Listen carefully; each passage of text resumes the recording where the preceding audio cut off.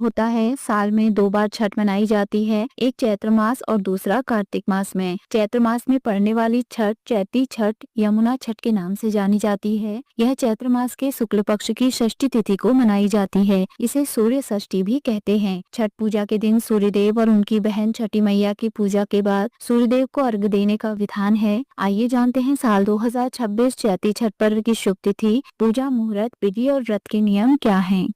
चैती छठ शुभ मुहूर्त 2026। साल 2026 में चैती छठ पर्व 24 मार्च को मनाया जाएगा। षष्ठी तिथि प्रारंभ होगी 23 मार्च शाम 6:38। षष्ठी तिथि समाप्त होगी 24 मार्च शाम 4:07। नहाय खाए की तिथि होगी 22 मार्च। खरना की तिथि होगी 23 मार्च। संध्या अर्घ 24 मार्च शाम 6:40। उगते सूर्य को अर्घ 25 मार्च प्रातः काल 5:47। पहला दिन नहाय खाए। छठ पर्व की शुरुआत चैत्र शुक्ल चतुर्थी नहाय खाए से होती है। नहाय खाए के दिन स्नान के बाद घर की साफ सफाई कर सात्विक भोजन बनाया जाता है और उसे ग्रहण किया जाता है। दूसरा दिन खरना। छठ पूजा का दूसरा दिन खरना कहलाता है, जिसे लोहांडा भी कहते हैं। इस दिन निर्जल व्रत किया जाता है। इस दिन व्रत रखने वाला व्यक्ति अन्न जल ग्रहण नहीं करता। इस दिन संध्या काल के समय छठी मैया का प्रसाद बनाया जाता है। तीसरा दिन संध्या अर्घ। छठ पूजा के तीसरे दिन डूबते सूर्य को अर्घ दिया जाता है। अर्घ देने के लिए बांस की टोकरी या सूप में फल, ठेकुआ, चावल से बने लड्डू आदि चीजों को रखकर